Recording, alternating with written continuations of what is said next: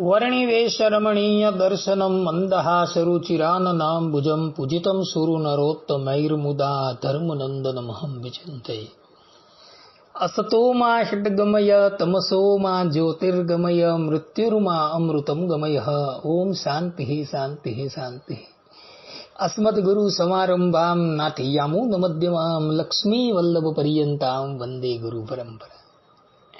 આજની જ્ઞાન સભાની અંદર પધારનારા બધા જ ભગવત ભક્તોને વેદાંતાચાર્ય, પુરાણ ઇતિહાસાચાર્ય, એમને ફિલોસોફી શાસ્ત્રી રાકેશ સભાઈના હેતપૂર્વક જય સ્વામિનારાયણ.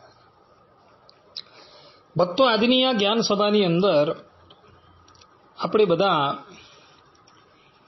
એકાદશીના પારણાનો નિર્ણય આ વિષય પર થોડી વાત શ્રવણ કરશું. તો બધા જ શ્રોતાગણો આ પ્રવચન એકાગ્ર મને કરીને શ્રવણ કરે. ભગવાન સ્વામિનારાયણ શિક્ષાપત્રીના 79માં શ્લોકમાં પોતાના સમસ્ત આશ્રિતોને આજ્ઞા આપતા કહે છે કે એકાદશીનામ સર્વાસામ કર્તવ્યમ વ્રતમ આદરાર્થ. અર્થાત કે સર્વે એકાદશીનું વ્રત જે તે આદર થકી કરવું. આ પ્રમાણે ભગવાન સ્વામિનારાયણે શિક્ષાપત્રીમાં ત્યાગી ગૃહી દરેકને એકાદશી વ્રત કરવાની આજ્ઞા આપેલી છે. અને એને લઈને દરેક સત્સંગીઓ એકાદશીનું વ્રત તો અવશ્ય કરતા જ હશે. અને એકાદશી કર્યા બાદ એના બીજે દિવસે પારણા પણ કરવાના હોય છે. જે પણ કોઈક ભગવદ ભક્ત એકાદશી પૂર્ણ કર્યા બાદ બીજે દિવસે પારણા નથી કરતો તેને એકાદશીનું કોઈ ફળ પ્રાપ્ત થતું નથી. શ્રીમદ ભાગવતના 9મા સ્કંદમાં અમરીશ રાજાની કથા આવે છે. અમરીશ રાજાએ 1 વર્ષ પર્યંત એકાદશીનું વ્રત કરેલું હતું. અને જ્યારે એકાદશીનું ઉદ્યાપન કર્યા બાદ એઓ પારણા કરવા તૈયાર થયા ત્યારે દુર્વાસા ઋષિ અતિથિ તરીકે આવે છે અને અમરીશ રાજા એમને આતિથ્યનું આમંત્રણ આપે છે. દુર્વાસા ઋષિ કહે છે કે રાજન, અમે સ્નાન કરીને આવીએ અને પછી આપ શ્રીનું આતિથ્ય સ્વીકાર કરશું. પેલી બાજુ દુર્વાસા ઋષિ સ્નાન કરવામાં એટલા બધા મગ્ન થઈ ગયા કે આ બાજુ દ્વાદશી તિથિ પૂર્ણ થવા તૈયાર આવી. એટલે અમરીશ રાજાએ ત્યાં ઉપસ્થિત વશિષ્ઠ આદિ બ્રાહ્મણોને પૂછી કેવલ જલપાન કરી એકાદશીના પારણા કરી દીધા હતા. કહેવાનું તાત્પર્ય એ કે અમરીશ રાજા જાણતા હતા કે એકાદશી કર્યા બાદ એના પારણા કરવામાં ન આવે તો એકાદશી વ્રત એ ફળ આપનાર થતું નથી. અને એટલે માટે અમરીશ રાજાએ એકાદશીના પારણા કરી દીધા હતા. તે જ પ્રમાણે દરેક ભગવદ ભક્તે પણ એકાદશી કર્યા બાદ એના બીજા દિવસે પારણા અવશ્ય કરવાના હોય છે. એ પારણા કેવી રીતના કરવા, કઈ તિથિમાં કરવા, એ બધો પણ નિર્ણય ભગવાન સ્વામિનારાયણે સત્સંગી જીવનના તૃતીય પ્રકરણના 33મા અધ્યાયના 198માં શ્લોકથી લઈને 204 પર્યંતના શ્લોકમાં કરેલો જોવા મળે છે. તો ભગવાન સ્વામિનારાયણે એ પારણાનો નિર્ણય જે કરેલો છે એ હું તમને વાંચી સંભળાવું છું. અને આ વાત જે છે એ બધા જ આત્મસાત કરી રાખે, જેથી કરીને એકાદશીના બીજે દિવસે જ્યારે પારણા કરવાના હોય ત્યારે પારણા કેવી રીતના કરવા એ વાત જો ખબર હોય તો મનુષ્ય ક્યારેય પણ વિભ્રાંતિ પામે નહીં. તો ભગવાન સ્વામિનારાયણ કહે છે કે પારણે હેતુ લભ્યેત સ્વલ્પાપી દ્વાદશી યદી તત્રૈવ પારણામ કુર્યા ન તામલં ગયેદ્વ્રતિ કલાર્ધામ દ્વાદશીમ દ્રષ્ટ્વા નિશીથામ ઉર્ધ્વમેવ હિ.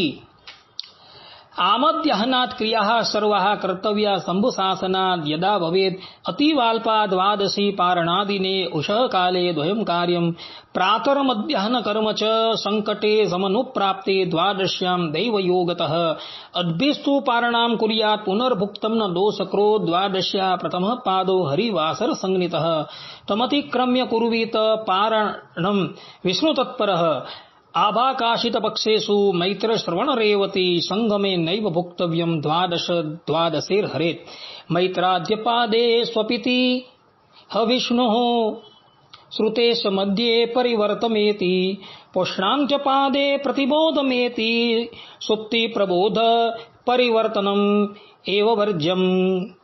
अर्थात भगवान स्वामीनारायण કહે છે કે જો પારણા દિવસે ઘટિકા માત્ર પરિમિત પણ દ્વાદશી મળે તો તેમાં જ પારણા કરે, તે દ્વાદશીને ઉલ્લંઘન ન કરે, તેને ઉલ્લંઘીને પારણા ન કરે. એકાદશીને બીજે દિવસે દ્વાદશી હોય અને દ્વાદશી અલ્પ માત્ર હોય તો એ અલ્પ માત્ર દ્વાદશીમાં પારણા કરી લેવા, પરંતુ ત્રયોદશીમાં પારણા ક્યારેય પણ કરવાના નથી. ભગવાન સ્વામિનારાયણ કહે છે કે નિશીથ એટલે કે મધ્યરાત્રિ થકી ઉપરનો એક પ્રહર કાળ થકી ઉપર જ અર્ધ કળા માત્ર પણ દ્વાદશી જો હોય તો તે નિશીથ થકી ઉર્ધ્વ પરદીને કરવાની સ્નાન સંધ્યાદી સમગ્ર મધ્યાહન સુધીની ક્રિયાઓ કરી લઈને પારણા કરે એવું શંભુનું શાસન છે. માટે તે સમયે નિત્ય ક્રિયા પછી પારણા કરવામાં દોષ નથી. કહેવાનું તાત્પર્ય એ છે કે એકાદશીને દિવસે દ્વાદશી હોય અને દ્વાદશી પ્રાતઃકાલે પૂર્ણ થઈ જતી હોય તો પારણા પોતાના નિત્ય કર્મ કર્યા પછી કરવા, ભલે તે વખતે ત્રયોદશી ચાલતી હોય તો ત્રયોદશીમાં પારણા કરવાથી કોઈ પણ જાતનો દોષ આવતો નથી એવું શંભુનું અનુશાસન છે એવું ભગવાન સ્વામિનારાયણ અહીં કહી રહ્યા છે.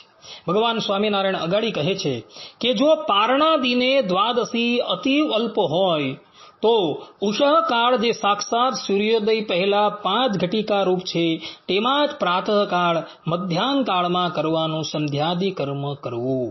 કહેવાનું તાત્પર્ય એ છે કે પારણાના દિવસે દ્વાદશી અતિશય અલ્પ હોય તો ઉષાકાળની અંદર, ઉષાકાળ એટલે સૂર્યોદય પહેલાના 5 ઘડી પર્યંતનો સમય, તેને ઉષાકાળ કહેવામાં આવે છે. તો એ ઉષાકાળની અંદર પ્રાતઃકાલના તથા મધ્યાહન કાલના બધા જ કૃત્ય કરી લેવા અને પછી પારણા કરવા એવું ભગવાન સ્વામિનારાયણ અહીં કહી રહ્યા છે.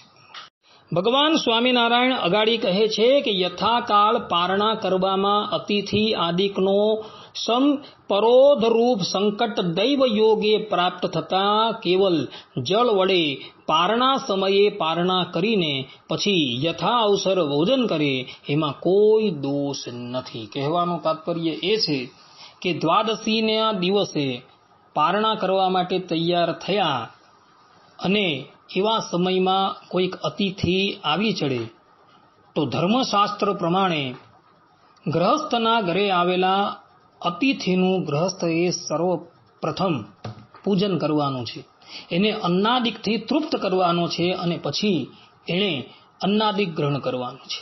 તો એવો કાળ ઉપસ્થિત થાય ત્યારે એ ભગવદ ભક્તએ કેવલ જલપાન કરીને પારણા કરી લેવાના છે. ત્યારબાદ અતિથિને પરિપૂર્ણ રીતે સંતોષ આપ્યા બાદ એને પારણા કરવાના છે એવું ભગવાન સ્વામિનારાયણ અહીં કહી રહ્યા છે. ભગવાન સ્વામિનારાયણ અગાડી કહે છે કે તેમાં પર દિવસે દ્વાદશી જો અધિક કાળ વર્તતી હોય તો દ્વાદશીનો જે પ્રથમ પાદ એટલે કે 15 ઘડી રૂપ 6 કલાક છે તે હરિવાસર સંજ્ઞાથી કહ્યું છે. તેને અતિક્રમ કરીને પછી વૈષ્ણવ પુરુષ પારણા કરે. કહેવાનું તાત્પર્ય એ છે કે એકાદશી મધ્યરાત્રિએ 2 વાગે પૂર્ણ થાય છે અને ત્યારબાદ દ્વાદશી બેહે છે. તો દ્વાદશીની પ્રારંભની 15 ઘડી એટલે કે 6 કલાકનો સમય હરિવાસરના નામથી ઓળખાય છે. તો આ હરિવાસરની અંદર ક્યારેય પણ પારણા કરવાના હોતા નથી. એટલે એકાદશી મધ્યરાત્રિએ 2 વાગે પૂર્ણ થતી હોય અને પછી દ્વાદશી બેસતી હોય તો દ્વાદશીના પહેલા 6 કલાકમાં પારણા કરવાના નથી. એટલે પારણા જે છે એ દ્વાદશીને દિવસે 8 વાગે કરવાના છે. આ પ્રમાણેનો નિર્ણય શાસ્ત્રોકારોએ તથા ભગવાન સ્વામિનારાયણે કરેલો છે. તો બધા જ આ વાત જે છે એ આત્મસાત કરી લે.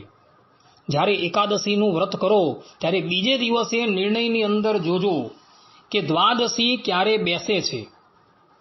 કારણ કે દ્વાદશીના પ્રથમના 6 કલાક જે છે એ હરિવાસર હોય છે અને હરિવાસરની અંદર ક્યારેય પણ પારણા કરવાના હોતા નથી. જે પણ કોઈક મનુષ્ય હરિવાસરની અંદર પારણા કરે છે ને એને એકાદશીનું કોઈ પણ પુણ્ય પ્રાપ્ત થતું નથી. એનું એકાદશીનું વ્રત જે છે એ નિષ્ફળ જાય છે.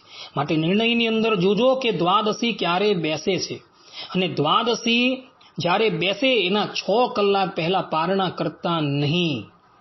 6 કલાક પૂર્ણ થાય પછી જ પારણા કરજો એવું ભગવાન સ્વામિનારાયણ અહીં કહી રહ્યા છે.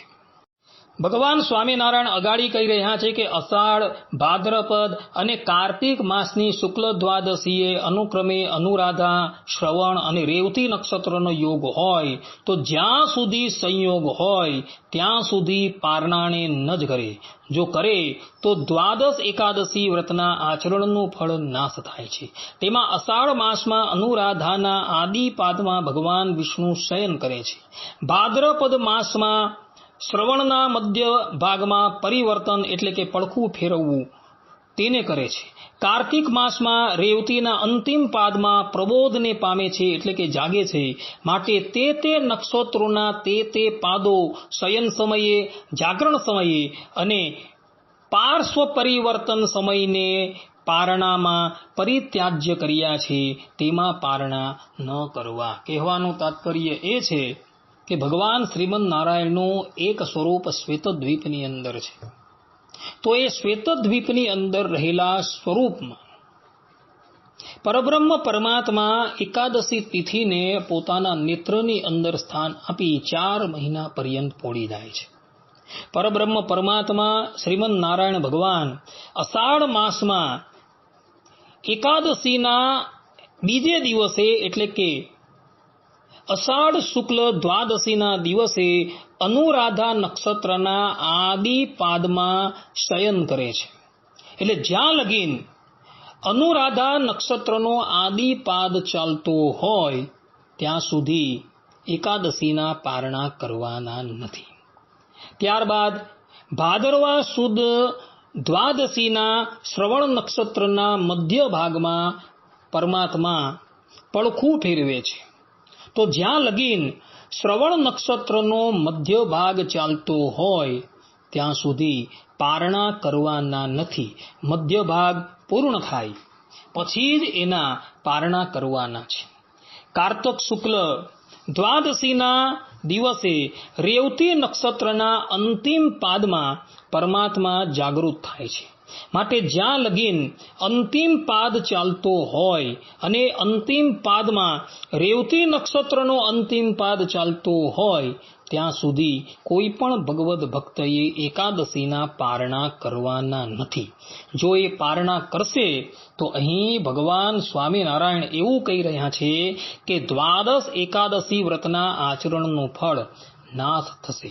માટે બધા જ લોકો આ વાત જે છે આત્મસાત કરી રાખે અને જે સમય પર ભગવાન શ્રી હરિએ પારણા કરવાની મનાઈ કરી છે એ સમયે પારણા ક્યારેય પણ કરે નહીં. આટલું કહીને હું મારા પ્રવચનને અહીં વિરામ આપું છું. સર્વે સંતુ નિરામયઃ, સર્વે સુખીનો ભવંતુ, સર્વે ભદ્રાણી પશ્યંતુ, મા કશ્ચિદ દુઃખ ભાગ ભવેત. અસ્તુ. જય સ્વામિનારાયણ.